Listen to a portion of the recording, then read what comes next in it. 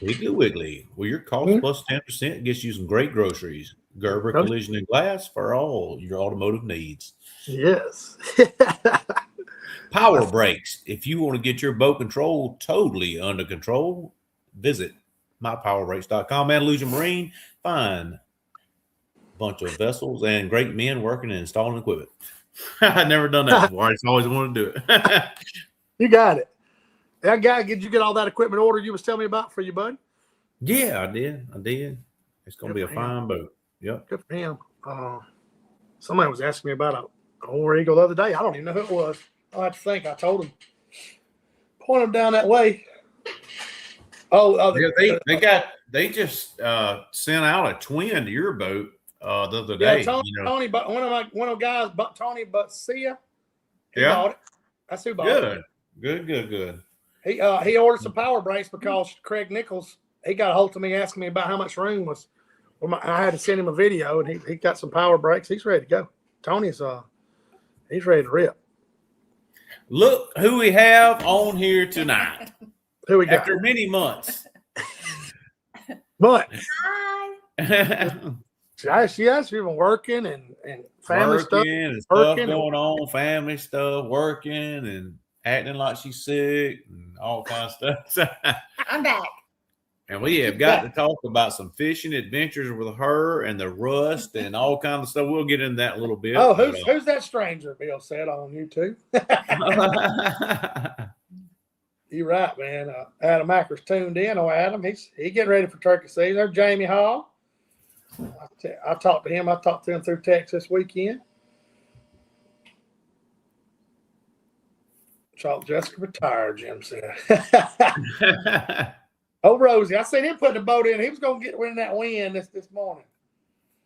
Oh, yeah. Man, Rosie's boat is so beautiful. I would be scared to pull up the dock. I got in it. I got in it. Didn't want to have my shoes on. That bullet's beautiful. Red, black. I don't even know. I think it's a 90-something. It looks brand new. It's scary. It's like going back in time. Dave Bailey's tuning in. Appreciate Dave. Appreciate everybody jumping on here. We missed last week. Had some stuff going on, and a heck of a week back, and gonna catch everybody up. And I had to send my transducer back off. I'll tell you what, guys, and John's told me this, and I'll share it. If you call Garmin, make sure you've updated your unit. Make sure you've calibrated your compass. Go through all the check marks before you call them, because that is on their checklist. That's the first things they're going to ask you. And if you have or haven't, that's up to you. But, if you got videos of it, great. Have pictures of it. Have there's a tag beside your transducer, John, that has the serial number. Right. I take mine up when I pulled it back through, and it ripped the tag off. So Harold had to go dumpster diving. So they're sending me a new one. It was under warranty, so one of them crazy things. But they sending me a new one. So there's old Israel. Hey. Well, hey, what's funny, Shane, was I don't know if they did it with you, but they actually send you a text message and look through your phone and see what you're seeing with your transducer now. Garmin will. You're right. But you got to experience a little bit. What I got to experience, a lot of times the guys aren't as helpful with that. When you call in, you get a guy on the phone. When you get a lady on the phone, they're more helpful than the men are a lot of times. For sure. And I've experienced that with Garmin and Humminbird. So sometimes us guys in our masculinity, we get a woman or lady on the phone. Troubleshooting some marine electronics. You need to hang. Me personally, that's what I'm going with. No, I'm just telling you. I feel you, John. I talked to a lady, and I talked to a guy, and he was you have to kind of pace with him. If he starts rattling off his stuff and saying, "Hey, have you calibrated this, that, and the other," and he keeps repeating it, hey man, just say I'll do that and get back with you. Maybe you'll get a female the next time. So yeah. And they understand. You want to go fishing. Hell, you're trying to get your equipment running. We're just awesome. Yeah. I'm telling you, Jess, the first time I spoke with him, I thought, damn it, here we go. We got some lady on here, And then she goes, have you updated your trolling motor, Mr. Jones? I said, no, I haven't. And she's like, Well, hang on. Let me drop mine. And she's got one right in there in the office, and she updates my trollomoter. I was like, okay, Hey, I'll never doubt again. that's funny that you mentioned that. So I had a battery issue on my little boat, and I've got a Garmin on it. Well, now my trolling motor's cutting the buck. All the lights are coming on. They're like intermittent, like one's bright, one's not, one's bright, one's not. So I need to call them and get it figured out. So I'm gonna have to call Garmin here probably tomorrow. Oh Lord, look at here. It's about his time to shine. Jonathan Brissett, also known as the Goob, the South Alabama brim fishing legend, is in the house. Yes, he is coming. He's ready to go bust some shell crackers up. He is Dustin's on here. It's gonna be fun. Old Goob's ready. Yeah, it won't be long, man. You know, did y'all get a bunch of rain down there, John? Like we did. We got yeah, it like a cow on a flat rock last night. I looked it up today, and I was going to share that, and I took a picture of it. We had 2.12 inches since yesterday, and we've had 4 inches the last 7 days, almost 4.79. So that's going to muddy that water up, thank goodness. Yeah. Get a little current and get some stuff. Look at there, bad boy Bill Lolly. Bill Lolly. Heck yeah. So everything's going to be a mud hole, which, hey, I'm glad. That's the first time I talked about high water in a while. I was looking to see what it was in Demopolis earlier. Let's see. I was looking at it earlier. I ain't going to turn my phone off, but the water's high anyway. Yeah. It's predicted. The big thing for the next week is going to be pollen. Oh God! Everybody doesn't realize it yet if you haven't been out fishing, but telling y'all right now, if you go out here in the next week or two and you haven't been fishing lately, and you drop your trolling motor and you say, "Oh, my trolling motor is something's wrong with it," about that much of your screens, yeah, just like somebody painted some butter on top of your screen. It's the pollen. Pollen. It's I mean, you're gonna have to get some flow to get rid of it. We're in here with all these pine trees and around our place. It's just particulate in the upper layer of water that your sonar beam cannot penetrate through and get an accurate return. Just might as well be muddy, super muddy water with a bunch of particulates in it. I'd rather it be super muddy. Pollen's a thicker particulate than what that is. And you can't get a return on it. See, Jamie Hall was talking about that top 9 feet of the water is thick. Yeah, it was. I noticed it at Lake Martin this weekend. It was probably, John, 3 foot probably at Lake Martin. Yeah. So let's talk about some things that you can do to there you go. Good stuff. Combat pollen.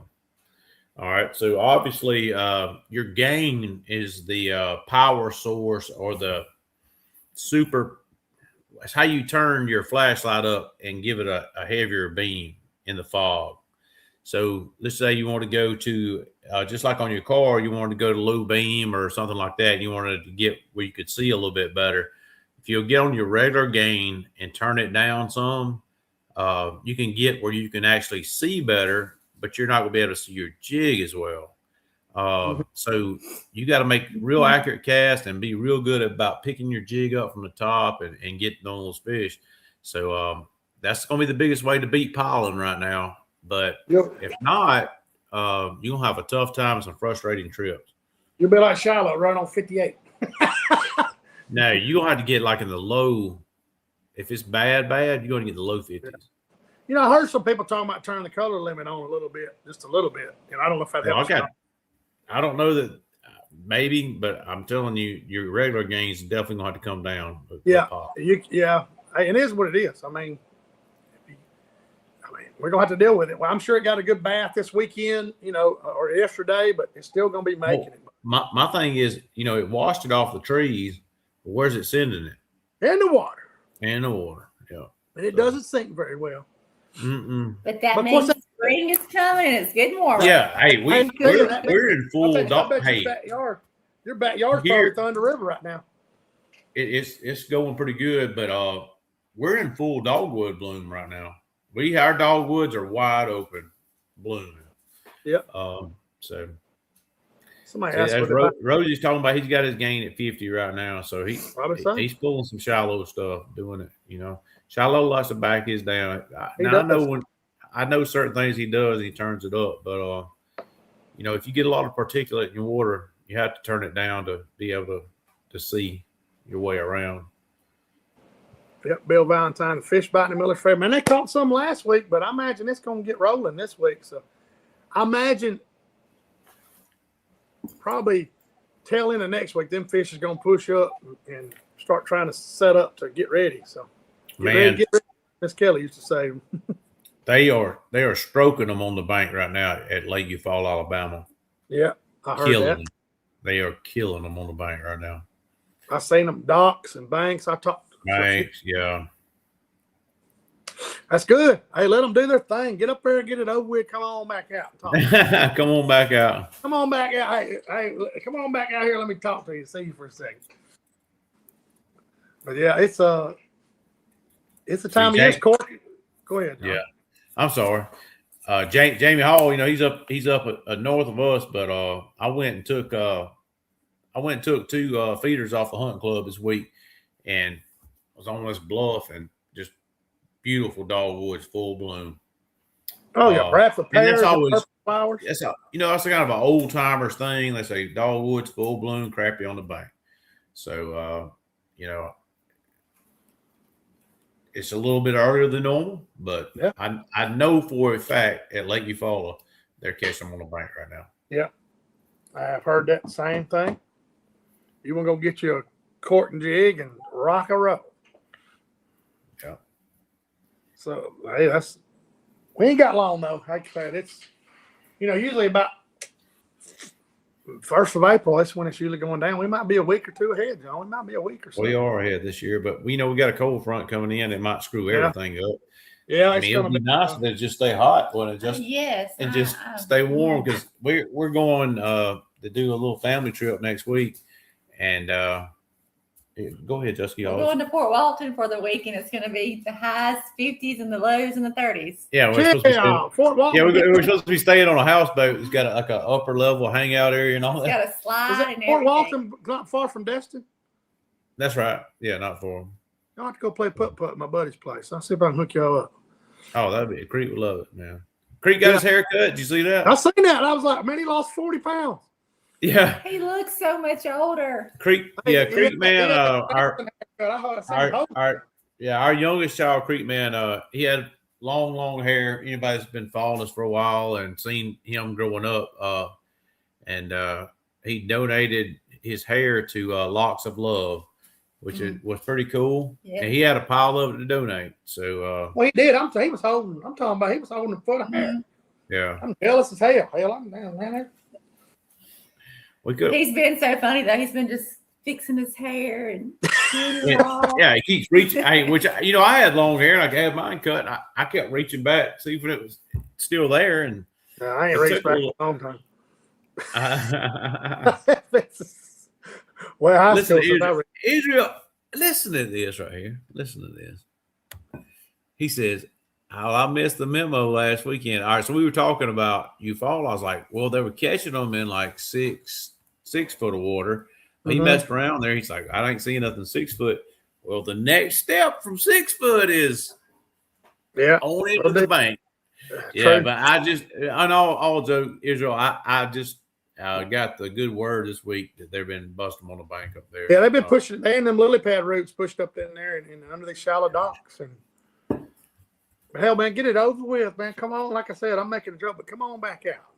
Get out there and do the thing. And John and I, we went down there. Our first time John carried me in, it was July, wasn't it? When we done the. It was hot. It was hot. We done the first time. But Shane had never been to Eufaula, and we got on the boat together, and we cleaned all them fish. It was that first CrappieKast camp we had. We cleaned like 250 something fish. It was a bunch of fish. Because we went live, John caught like 30 in a row or some shit. It was fun. I can't remember. It was June or July. I can't remember when it was, but Look at that. yeah, that's what we're dealing with. We're dealing with some mud and all that good stuff. And I may go say, he said he did bust some on the $1 million. Good deal. there you go. He's giving me a hard time. Yeah, I heard some people catching them. You know, I forget what's his name. He caught a 354. Is it 350? What was it? It was a big fish. 3-something. Yeah. 3-something. I can't remember what his name is. Bruce or something. Heck, I have to remember. I follow so many people. Yeah, Bruce Rooker, I think his name Yeah, is. see who it was. He called it. I forget. See what Chris Crimmins is asking. Can y'all talk about bluff wall crappie fishing? I don't know if it's a return on the bluff. Is it good and disrupts the return on the fish? They look small, but they're not. Absolutely. All right. So what's happening is you're looking at a rock wall, which is one of the strong returns. It's kind of, all right. So it's the same thing when you're doing side imaging or down imaging on a rock bottom. You're gonna get a hotter return. So what you're sending that sonar into it is coming back extremely hot. It's kind of like when you shine a live scope on a gar, and a gar has a thick skeletal or thick scales and all, and you get a real hard return on a gar. And that's how you can tell it's a gar, because you haven't seen a star burst off the side of him. That bluff wall is the same way. You're getting a hard return, so you're not getting an accurate return on the fish that are on it. Yeah, it is. It's kind of hard looking down it. Where should I fish Saturday? Man, you're gonna be fishing in the mud. You might as well go where there's some whitefish hanging out in the mud, Jamie. That's all I can tell you. I can tell you, Jamie, where I caught a bunch of whitefish at Lake Martin last weekend, because that's all I caught. If I was around Jamie, I don't know. I'd have to go up. I'd go up by you, Shane. I'd go to Hope. I will tell you this, Jamie. You're welcome to come up here and I'll help you out, because I found a bunch of fish the other day, and if it got any color to it, it should be a lot better, and it should be coming down the river. Right I'd go to Hope. That's if you want to catch you a big fish. Yeah. You. I got some spots marked up there. I went the other day. Man. There's some big ones there. I found a bunch of fish, and the water was gin clear, swimming pool clear.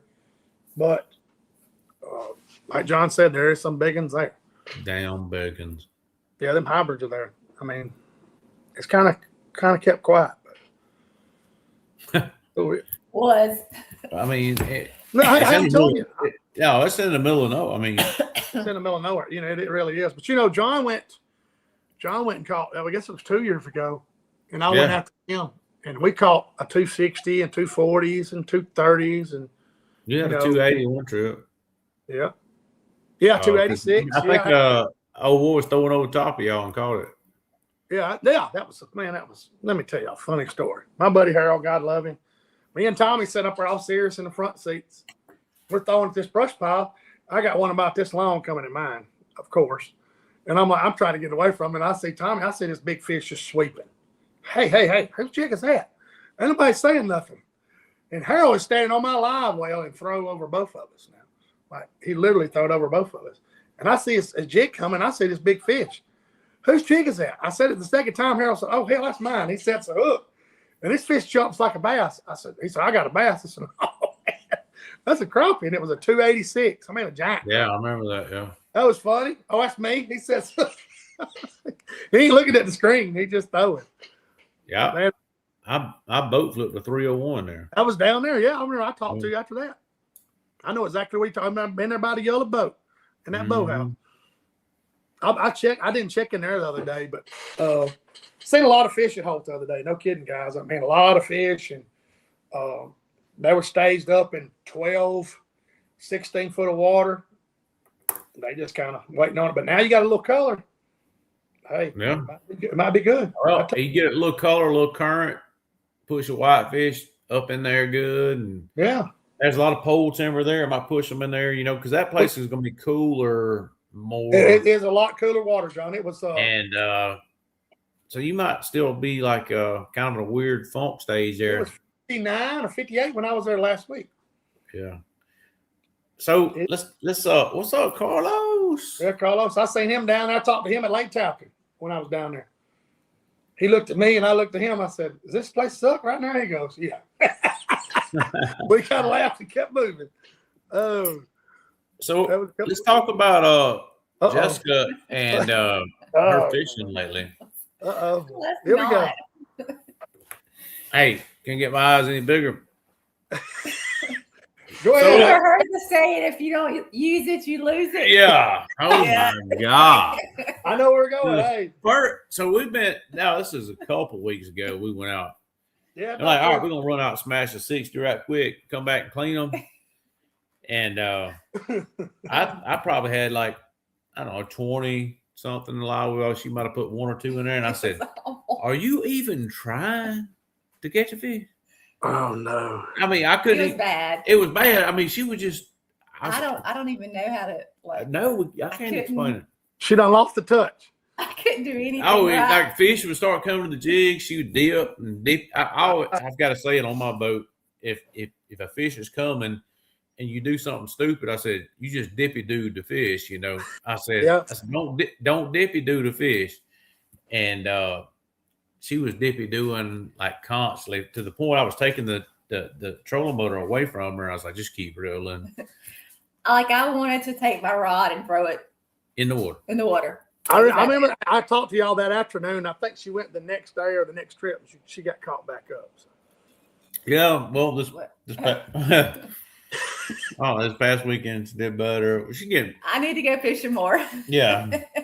I'll tell you what, I got to go fishing with my primary doctor and his lawyer buddy, John, and it was fun at yelling at them. I had a damn blast, you know, because they all played ball at Auburn. They're competitive as hell, and they were getting below the fish, and I said, you get below that fish again, you know, they ain't playing that. That fish would come up, and here's their jig down here, and I'm like, he was like, man, I got to have a good time enjoying it, and they was like, man, I enjoyed that hollering at me. It's been a while. And just like casting, I was having trouble. Yeah, I've been like, making an accurate cast. It was just. I said, guess what? You're to the left again. To the left. But I mean, like she said, if you don't go, man, you know, that's you know, it really is. It's just like me shooting that longbow. If I don't shoot it for 2 or 3 days, I'm dirt daubing. You know, I'm hitting the dirt. So, I guess the tip of the night is beware of the pollen. And stay tuned up. Yeah. Because you know, she's been busy and like, you know, you can't really get out there and shoot the jig at a cup and you know, you've been busy. So it won't take long. She'll be tuned back up. No, it won't take long.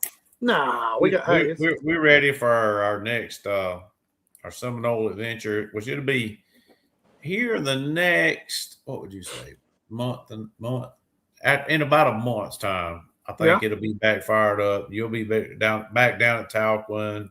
Yeah, I'm gonna go to Eufaula some next month. I got some trips and I'm ready. Me too. I'm ready. You know, I'm ready to. I got some postpone stuff at Eufaula that is juice. I'll have to buy it from you. So, yeah. Man. I tell you what, you know where to go. I was here the other day and Harold come and he called me and said, hey man, you got some little bags of fish. I was like, man. And I normally never bag little bags. I always bag big bags. And he said there's an old man on hospice that's about to pass away and he wanted some crappie, his last meal. I said, man, you come on. Oh, wow. And I gave him 2. I had 2 little bags. I don't know why I had them, but I did. And I loaded him up 2 little bags. Him and his wife were going to eat them. And I said, that man, he wouldn't have had to worry about any frozen fish. I would have went and got them. He called me and I was like, man, I did have some, and they come by, him and Mike, and they carried it to him. I guess he's the guy's in rough shape and on hospice. Man, I would have took the fryer to everything over there. Yeah, man, he was just going, and I was like, hell, come on by here. So yeah, I thought it was pretty cool, man. He wanted one of his, he wanted some fish and one of his last couple meals, maybe. Who knows?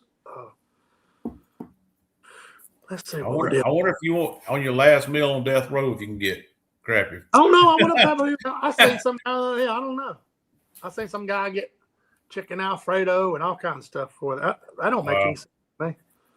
I see where they fed our soldiers steak and lobster though. I'm down with that. Wait, when I was deployed, in a war zone, we got it pretty regular. That's good. that's why when that certain person was fussing about it, Yeah. I mean, I was like, damn, this happened. I mean, I served under multiple administrations, and we had that overseas steak and lobster, and we had certain nights like that. It was great. I think so. And Like it's I said, good. It's good. It's good for soldier morale. You have something to look forward to. 100%. Yeah, we don't get too But, political. I'm all about that. I'll tell you that right now. me Take it and out of D. my Russell check. be right behind you, and you follow. Yeah, they come. You follow. Yep, they coming. Do it. Do it. Do it. Israel The crown will be flowing. Oh boy! Hey, let me tell you a funny story about my buddy David Fales. I think he fished with me one time, and him and Derek was going to go to Demopolis, and they were in the creek right by the boat, nothing crazy. And I looked over there, and he said, "Man, you got a trolling motor prop?" And I said, "I don't know." Boy, they've been having a good time to knock his trolling motor prop. Oh goodness! Hey, that was in good shape, buddy. He said, "We're gonna hang out right here." They wasn't far from the boat launch, so they were good. But I laughed, man. Hey, John, are they they're always fun to hang out with. Hey, Shiloh. All right, so we got Shiloh or the oh crap. I got it. Shane clicks it, and I click it away. There you go. Are they spawning in the small ponds? That's the only place I fish, Shiloh. So yes, of course. I know a lot about that. Stop. Hey, Shiloh's fished the last couple of days in this wind. I talked to him this morning. My buddy's hunting a lot up there, up there around Gunners. We're wanting to put a camper up there, and he said he was fishing this morning when I spoke with him. I don't know where he went, but he's been smashing them up there, no doubt. I think I seen what he's posting. He's booking in June and July. So, Melvin Sasser. Oh, man, it's so good to see that. I see his name pop up. Uncle Mel. I see we all dusted this morning. Good to hear from you, Mel. Long pole beat down, he said. Lord, whatever. He's so full of crap. He was casting. He's getting further and further away from that long pole. I think he is too. It's getting dust on it, John. I think you're right. Yeah. Yep. Long pole beat down. Long pole beat down. Man, I was he's overcompensating for something. Oh man. Oh boy. Oh, we got to laugh. Jessica's over here now. We can damn laugh. Yeah. Oh no. Normally she's got the. Oh, she got the giggles. Yeah. I got to get warmed up. Yeah. She ain't got her cup around there. What's wrong? I didn't see it. So was it? I thought about this weekend when I was down there staying at the lake, and and I stayed at the lake, and the guy said, "We have plenty of wine. What would you like?" I said, "Man, I'm not no wine drinker." He said, "Whatever you want." I said, okay. He said, "Let me call Jessica." I don't know what the hell I'm looking at. I don't even know. It was some Chardonnay. It was good. I drank a little bit of it, but I cooked up some fish, John. You got to realize my doctor. He said, "Man, I got some lemon to squeeze on your fish." I said, "Doc, if you squeeze lemon on my fish, I'm gonna hit you in the mouth." And he goes, "Well, you mess, you ain't gonna need no lemon on there. I got mustard base. It's got vinegar on it already." And I done my little doodad and fried it for him. Man, they were eating it, and his son, we enjoyed it. They had never eaten it. His wife didn't even eat fish, and she was getting on it. So it was good.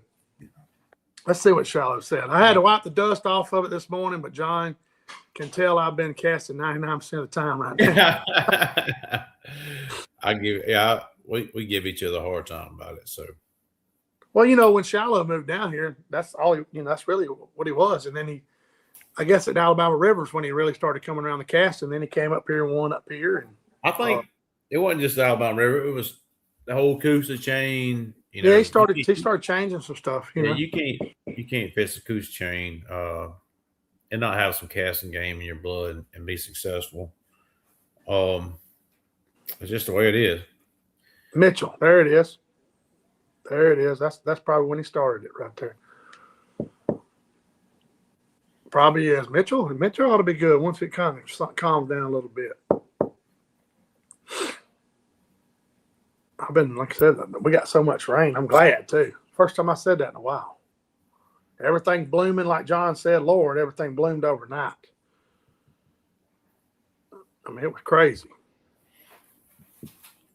Make sure we ain't missed no questions already. We get to cutting up laughing and people ask questions. I don't think we have, though. Hey, all right, let's do a little. Everybody's on here. Submit your guess on what you think the big fish are. This weekend is the Grenada tournament, which is always produces the biggest weight of the year for Crappie Masters. So if you're on here right now, submit your guess. I mean, I don't know what the hell you're gonna win, but you might win the bragging rights of tonight. Guess what you think the biggest fish will be weighed in at the Grenada Crappie Masters tournament that starts. The bag or just the No, just one biggest fish. Yeah, biggest fish. Did you see the one Hayden caught over at Sardis? I didn't. 373. Yeah. In a big mama tournament. We're not talking about Superman. We're just talking about the regular people. Superman can't fish in the tournament. So, no, he can't. Superman can't. They don't like it. Anyway. Yeah. 413. Oh, look at it. Israel. Very good guess. Yeah. I would probably be right in there where he's at. And Derek and 350s are capable. Yeah. Everybody pump it in there. Me and Shane might find something to. Yeah, we'll figure out something. To compliment y'all. Bill, that's a big one, boy. Ooh, it's possible. It is damn sure possible. The last time Jessica and I fished a tournament over there was 4 of them, I think, that were weighed in over 4 pounds. That was we were there when they weighed the first. Yeah, that guy in that John boat weighed that. What was that? What was that one? The old man weighed in that John boat. It's called it the steak bed. It was a 4 something. It was a 430, 4 something. I don't know about that, but we were there. That's when Matthew Rogers broke the record that probably will never be broken again. Mm-hmm. So, what was it? 22 something. He had over a 3 pound average for 2 days of fishing. Mm-hmm. Kind of stupid. Woo, man! I tell you, that's everybody chime in here and yeah. That sounds. I'll see if I tell you what.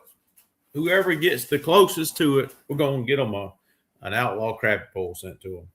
There you go. Let's see what Shiloh's credit. All right, question. Time y'all twiddling your thumbs. With fishing going into the spawn, these 2 cold fronts, the one right now, exactly, one coming, what is going to be your thought process on how would you attack the lake starting Wednesday when things start to stabilize back out? Oh, that's a great question, buddy. Yeah, he always does come up with them. Yeah. First thing. He's thinking it right now, so he's just going to share it. So. Oh, look at Wise Choice. All right, Shiloh, we'll get in your question. We got somebody. All right. There it is. Danny coming on out with it. Hell yeah. Yeah. So let's bump it back to Shiloh's question, which is a great question. Yes. So everything's going – all right, so we're going to have this cold front come in. Everything's going to get stable again. So me personally, I'm going to go to where they were because if it gets cold, he's dealing with a totally separate situation than we are. His stuff up there is still cold, and he still got them on some stumps and some flats and stuff like that. Mm-hmm. Us, I'm just going to speak for where we are. Right. We've got fish that have moved into the bank, and we're going to have this cold front come in, and they're going to be like, oh, crap, maybe I shouldn't go in there and spray these eggs out because they won't actually get fertilized, and the water might not be warm enough to make everything work. So our big females will possibly push back out to some of our pre-spawn stuff. So what we'll do is we'll be looking in between the pre-spawn or the pre-spawn stuff to spawn stuff, and that's where we will be. Shiloh, on the other hand, he's dealing with a different situation because he's got colder water up on Garnersville. He's got some places that he's got fish that possibly he and I talked about this. He's thought that might have gone in and tried to spawn, so he's probably dealing with a lot of pre-spawn stuff to possibly spawn and stuff. So he's going to deal with some of the same issues, but this cold front would definitely back them back out to some deeper water. And that's my best answer, Shallow. I know that's a roundabout answer. Well, you know, John, I mean, if the males are already up there, they can't come back. They're going to stay. I mean, they're there. They're doing their thing. Hell, who wants to catch males? I want to catch females. So what was That's the right. answer? Hey, it's going to be a big transition area. That's why everybody hates a cold front this time of year, because it just throws them in and throws them back out, and you're going to have to look in between. It's Hey, not look nothing. at that. Shallow said I have fish spawning from 4 to 20 foot. There you go. There you go. Hey, a lot of, you know, John, I didn't really, you know, till live scope. Yeah. A lot of them Flexibility is going to be the biggest thing. Yeah, a lot of fish do spawn deep. I've caught them 8 or 10 foot, you know, and what do you think of Eufaula? Some of them spawn on top of the timber out there, you know. I mean, there's all kinds of stuff. I mean, I just be glad when the spawn's over. Like I said, I hope you enjoy it. I hope you like it. I hope y'all catch all you want. But hey, the only good thing about it, just like Jason's saying there, that muddy water is going to warm up fast. It's gonna get some heat to it quick. But that will just understand that the pattern you see this week might not necessarily be the same through the weekend and early part of next week. Yeah, let's see. It's supposed to be a frost here Tuesday, I think, here where I'm at. Let me look on my phone.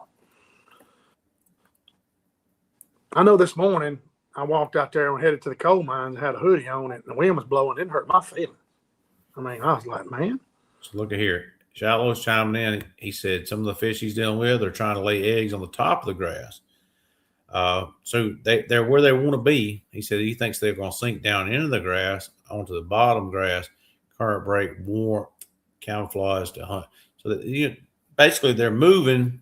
They're just sinking down, and that's a great point. They're going to adjust their body heat and stuff to the big females are to protect their eggs. And that's what they're doing when he's talking about. They're going to, like, everybody's like, why do they come up and high float, this time of year and do stuff like that? Well, obviously those females come up because the water's warmer up there, and they're trying to keep their body temp warm at the top and get those eggs fully developed so they can shed them at the best possible time. Yep. See, the high Saturday here is 79. The low's 54 Saturday night, and 41 Sunday night. And then here comes Monday, 27 degrees and 29 degrees Tuesday night. And then it's warming back up Thursday, like he was saying. It's going to be 50 at night and 70. So we got 3 days right there at the front. It's going to be a little cool. Rain, snow, and sleet in Virginia. It was 87 yesterday. That's what Jody's saying. Lord have mercy. Yeah, Virginia. These guys. But it was like yesterday when I left work, it was like 85, 86. In Virginia? No, in Alabama. No, this guy's in Virginia. It's 14. Oh. Golly. But it was 85 here yesterday. That's what I was saying. Stop it from mine. You're right. They're not going to stop there. That cold weather bothers us more than it does them fish, I believe. I agree with you. Here's the deal. Once they up there, it's not going to stop them. Nope.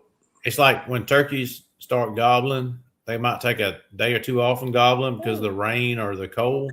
They're going to go right back to gobbling when they get their strut back on. So that's right. Hey, that's right. Shiloh, shut up. Was she working in Virginia? Yeah, yeah. I wasn't listening. I'm sorry. What? I know. Let's see. What is Crappie Crane? He always comes up. Lake to the cast. Let's talk about searching and finding lake bottom conditions they like to spawn on. Good question. Great question. Hang right. What kind of lake are you on? Are there shallow stumps or lay downs or rock, chirp, rock, mud? Hey, and shallows up there with all the eelgrass and it does have a hard, texture to it. So anything I think they could push their eggs against, whether it be a piece of PVC or brush or weed. Yeah, something to keep it warm, and that several area. degrees warmer. Soft to hard bottom transitions. Listen to him. That's it. That's true. Very true. Very true. I mean, those brim, they pick at certain stuff too. Hey, that could be a daggone Viagra slogan right there, bud. Soft or hard bottom. Oh goodness. Yeah, that means I ran into this grass, John. I still don't know what it is. At Warrior River at Lock 8, there is some like grass. It looks like cedar. And it's like foxtail grass, I've heard it called. It looks like a foxtail, and it's got little spindle, and it's pretty hard. Like I've hit it with my jig and had those fish come up against it, but I don't know what it's called, but it's got a stalk, comes off of it, and it's got little spindles. It looks like a fox's tail, round. I know it's got a real hard texture. Some of it's called coontail like that. Coontail. It could be coontail. Yeah. It could be that. It could be that. Carlos says, my fishing a clear lake on my end at the moment. The water muddy from the previous rain. The pollen got my screen to where I couldn't see my jig yesterday. Once the sun has popped out. That's what we were talking about earlier. Turn your game down. You got to turn your game down, but when you do that, you're going to see your jig less. It is it's still terrible. A piece of your jig. It's bad. Yeah, it's terrible to deal with. I wish Shiloh was on here. He could talk about this a little bit, but he just likes to pop in on random comments and talk shit. Yeah, he's doing a drive-by. Yeah. But no, Carlos, right now the pollen is going to be rough on everybody. It's going to affect the upper water column. There he is. He's back. He's typing. He's over here. You got his fingers working, buddy. Here you go, Carlos. Shiloh's typing. He's not necessarily talking about what Carlos was asking. Carlos was asking about the pollen. I think he's talking about that bottom transition that Greg was asking. Crappie crane. Black crappie, rocks, docks, shallow wood. Looking for a lot of fish spawning together. White, soft bottom. Stumps, pole timber. Single hard spots. Expect to find one or two fish together. There you go. That is the name of the game. True story. You find that pair, it's awesome. And like John said, sometimes you'll see that shadow behind them females' belly. I've seen it after we talked about it. Last March 22nd, I seen it vividly because we had several 230s and 240s we caught. Pretty cool. Pollen is BS. There's a lot of pine trees around Lake Gunnersville too. Hell, everything's shedding right now. Yes. We always deal with it until after Easter. I guess Easter's coming up quick too, isn't it? It's kind of an early year on the pollen, in my opinion, but yeah, I guess it could be.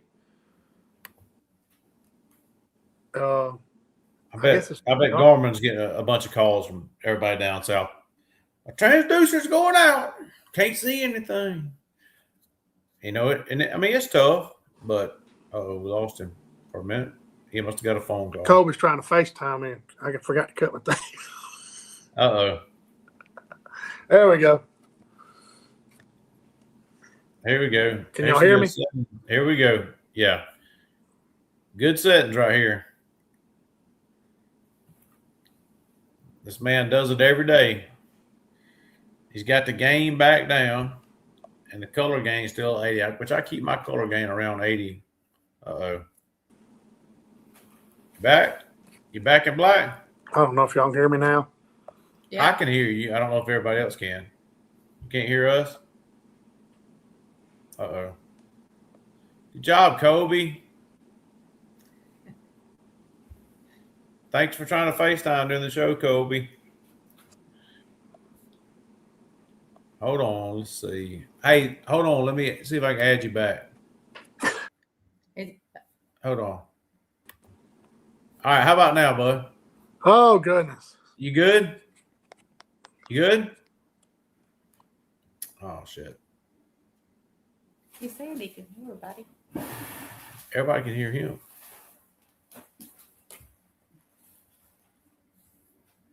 Maybe he can.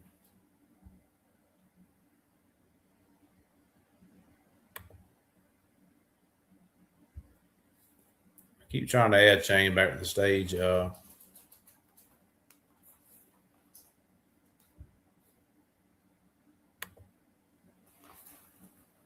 shit. Jessica.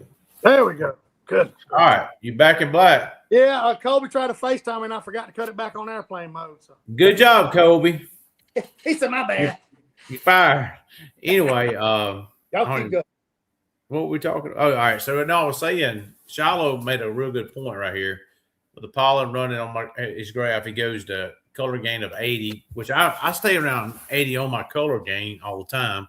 But he goes down a regular gain to 52 in the color palette aqua, which I don't ever use, and all the other settings off. So that means the TVG's off and the noise reject's off. So I run the noise reject off and the TVG off all the time. But the main thing he's doing different that I feel like that I'm not doing is he's got his gain down to like 52, which like we just talked about earlier in the show, that can definitely make it where it's hard to see your jig. But so Shallow's also said, let's see what he said. Focus on the upwind side of the area, so you're wanting the fish to the pollen is blowing across the lake. I've always noticed that not as near as bad on the side of the lake where the wind is coming from, of course, because it's blowing the pollen away from that part of the lake. That's a great point. You want to be, where you're escaping the pollen push, I guess you would say. Yeah, Crappie Crane's still using an LVS 32. Well, buddy, all right, let's put that up. Here's a great point. There is a big point here. All right, so Crappie Crane, you're still using the 32. I can understand your pain and sorrow. Ooh, it's rough, boy. Wouldn't it? Pollen, that's when the 34 really outshines the 32 is in pollen. So, there's a lot of people that enjoy the 32. I think the 32 helps in sizing fish, but the 34 absolutely shines its light when it comes to pollen. Shallow said, if your eyes are watering, go to the other side of the lake or until your eyes don't water. If you're Jessica, just stay inside. Yeah, for real. Our eyes do water. Oh gosh, she's gotten better. She quit wearing doing all this stupid stuff under her eyes and all. Oh, the eyeliner stuff. Yeah. No, it was some like facial creams and all that stuff. No she's kidding. she's all no makeup now. So, but she's beautiful. Look how beautiful she is. No makeup. Yeah. Yeah, exactly. Hey, I'm glad you figured that out because I remember your eyes just watered like you was crying, but you wasn't crying. Yeah, she would just be watering. Just water now. Oh, I can't stand that. Everybody's like, she's crying. She's married to him all the time. She's just crying all the time. No makeup and gray hair. Yeah, gray hair, no makeup. Gray hair, no makeup. Hell yeah. Hey, I'm gonna take her shoes away. She's gonna be barefooted next. I can't get her pregnant anymore. That's right. Y'all be at Fort Walton and hoodies. Yeah. It's okay. When are y'all going next week? No work for a week. Next week? Next week. We're leaving Sunday. Shallow said he is feeling a 3-pound gunnerful fish in his future. He had a 284 the other day, I think, wasn't it? Or was it a Neely Henry? I can't keep up with him. Hell, I don't know. We will see. Oh yeah. I told him the other day I was kind of shocked he hadn't already done that. Yeah. He's been close. I know he had a 284, but I just can't remember what it was. 280 something. Because he said they seen one and this guy's let him cast at it. So 292 and 291 black and white. There it is. Damn. He was close. I need to go back to the comment about the gift card. So. Locks of love. That's right. Greg said, shout out to Creek Man for donating locks of love. Talking about it. Absolutely. Yeah, I should have got him donate. Yeah. Let's ease back up and talk about the big fish. Yes, remind that because Wise Choice Tackle done threw $50 worth of jigs and whatever in there. I'm gonna show that right quick. So, all right. There it is. If you're listening to the show, you need to guess what you think the big fish will be for the Grenada tournament this weekend. It's the Crappie Masters tournament, of course, on Grenada. We've had a bunch of guesses so far. So obviously, whoever's the closest, we won't do if you go over or whatever. Whoever's the closest. Wise Choice Tackle has donated a $50 gift card for their tackle. They do jigs, jig heads, all kind of stuff. Great company. And we're going to give away a rod from Outlaw Crappie Poles. There you Whoever's the closest in guessing, we'll stop this. Hell, Shane, we got to stop it tonight. Because it starts in tomorrow. the morning. Right? We'll stop it at 6 in the morning, or we got to at 6 in the morning because the tournament will start. So It starts in the morning, right? Yeah. In the morning. Shane, if you will, or I will, we'll kind of cut it off then. Yeah, I'll cut it off. Like I said, I'll try to keep it'll all be recorded here, and we'll go in there and keep up with it. I'm sure y'all keep us honest. I got my guess written down. Yours doesn't count. I know it doesn't count, but I just. Jason's asking, what is Jason? I seen him ask it earlier. What is y'all's opinion on the 1222 versus the 126?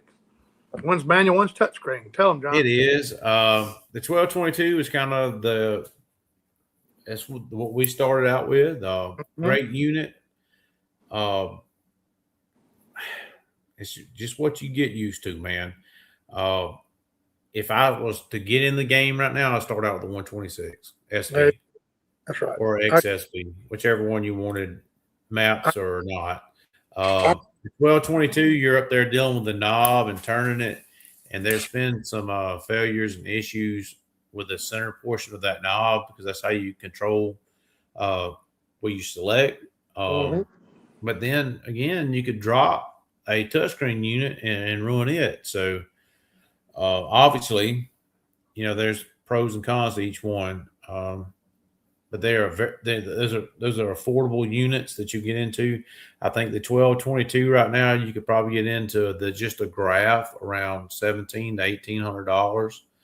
I think John, the long pole fishermen love that 1222 because they can just reach up and turn the knob. It's a lot of guys like those.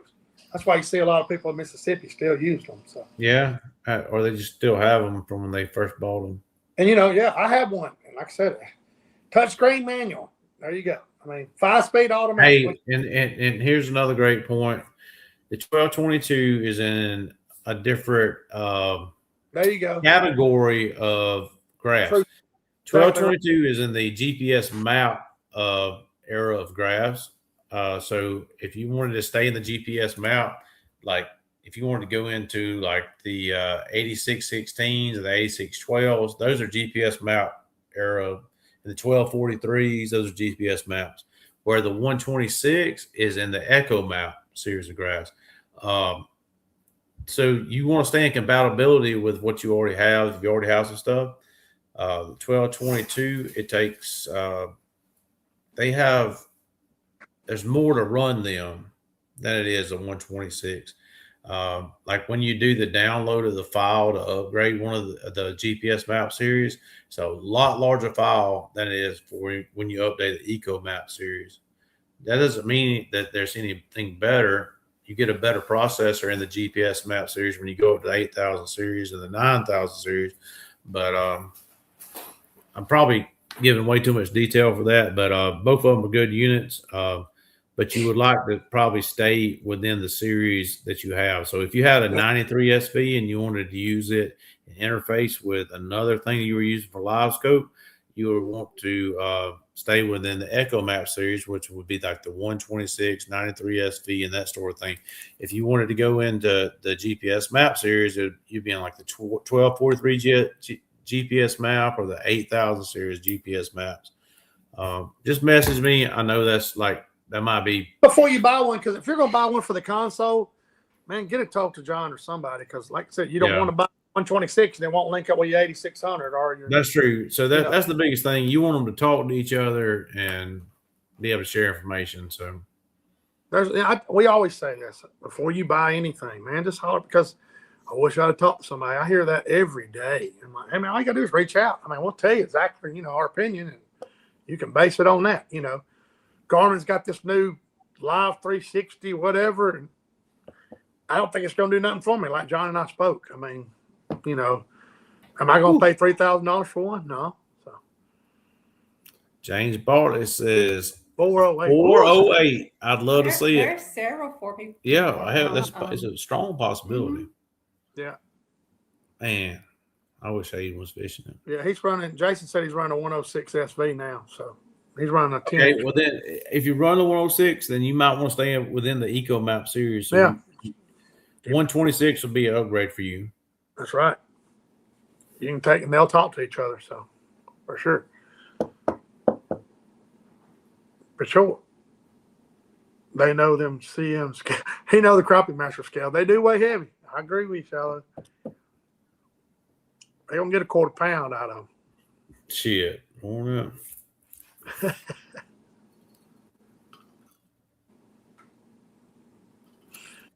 Yeah. That's what I'm running, is 8616. John's running the, well, John, you're still running your what you call it screen, aren't you? MET. Yep. With Still my running 8612. Mm-hmm. Yeah, 8612, right. Sure is. I'm Working great. happy.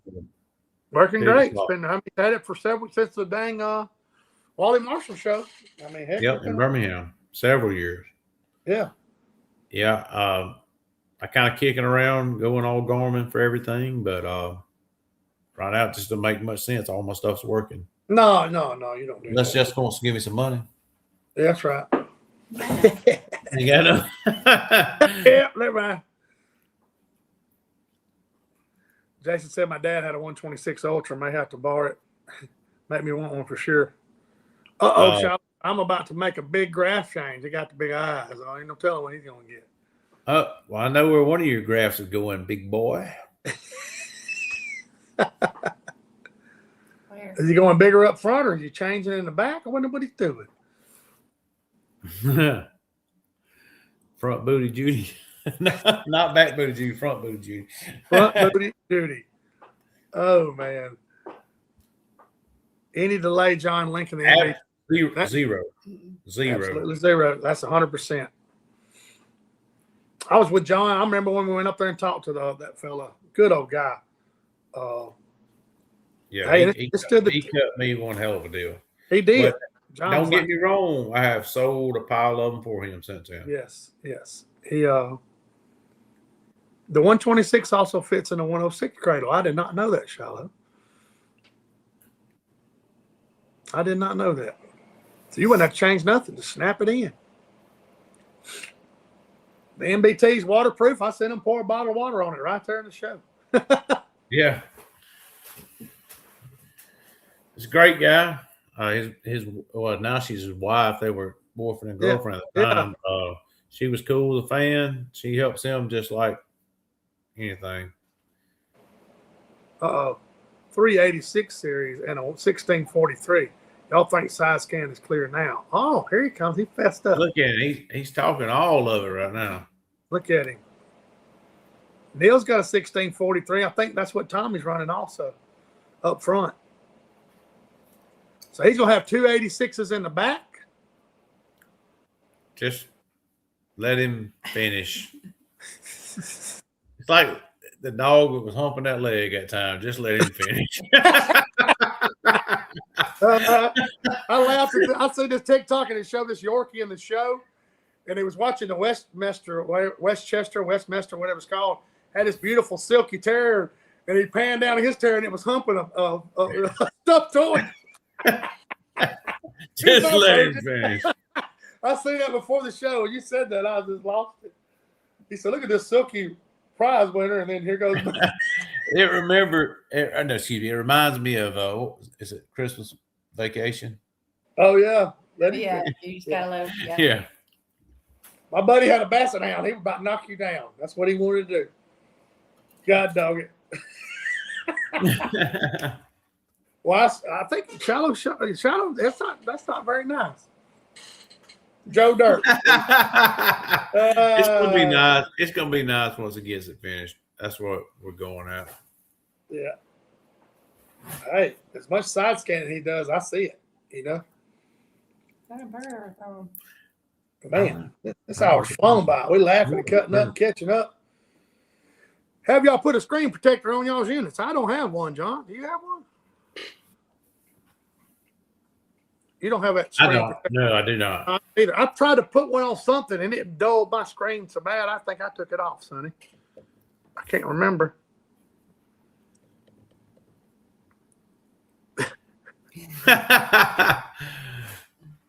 Jamie Hall, simmer down now. Simmer Easy, down. easy, Jamie, easy.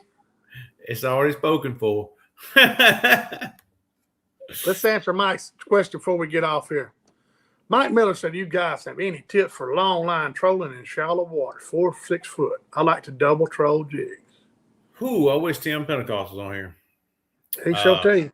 He was one of the best long line guys that there's been. I don't know anything about Buddy, that. if you were pushing some poles and spider rigging, I could help you out. But long line trolling, Me neither, Jack. I'm out. I really am neither. I ain't gonna kid. But all I did when I did the little bit of long line I would do, I would just cast out some jigs and hope for the best. But so I'm not the guy. The biggest thing is speed control and running your jigs at the right depth. And you know that already because you're already doing it. But there's some charts out there. There's some charts out there that show your speed and your weight and your line diameter. That can Speaking of help line, you. how you said that, John? Yeah, you can Google that, and it will definitely help you. But I bought some of that before we get off the show. This line you were talking about at the show, this X8. Neil gave me some 11-pound tests, and it will throw a 30-second hand tie. This is 14-pound test, y'all. It's little bitty. It's crazy how slick this stuff is, and they don't give it away either. It's expensive, but that's the same braid you were talking about. You seen at the show. Yep. It is slick, guys. If you like to cast braid, it's 14-pound test. I'm curious to see how many jigs I can stick in a tree and get it out. But I was going to share that. But man, it's been a good. Yeah, it was a good show. Great. Good show catching up. Back on. Yeah, appreciate y'all tuning back in. But heck, hopefully we got all y'all's questions. Appreciate Shiloh tuning in. Everybody, appreciate all our sponsors. Y'all keep praying for Chad's wife at Power Break. She's going through a hard time with some cancer stuff, and I think she's got a pretty good report. They're having to do a lot of traveling, and if you can find in your heart to make some kind of donation to Chad. Yeah, they got a GoFundMe thing going. GoFundMe, yeah, he's the Power Breaks guy that's been good to us, and Justin and I tried to help him out some, and he's a great guy. And they're going. He's having to pay a lot of money out of pocket. I talked to him, a lot of money. So, yep. But all right, there. Blaine Edgeworth's a big long line troller. He said it's hard to hit the long line in that depth. Run your jigs a lot. That's right. Appreciate everybody. Appreciate the sponsors. Everybody go catch. Don't forget to get your guests in before. Get your guests in away. Wise Choice Tackle's giving away $50 gift certificate, and John and everybody giving us an outlaw rod. Y'all get it in there, and this thing will be recorded, so we'll be able to go back and see who got the closest to it. If there's a tie, we'll figure something out. We'll draw some numbers, do something. So, all right, good to see everybody. Right. Good to see everybody. Y'all be tuned, stay tuned, and everybody be careful and be safe. And we'll see y'all next Thursday.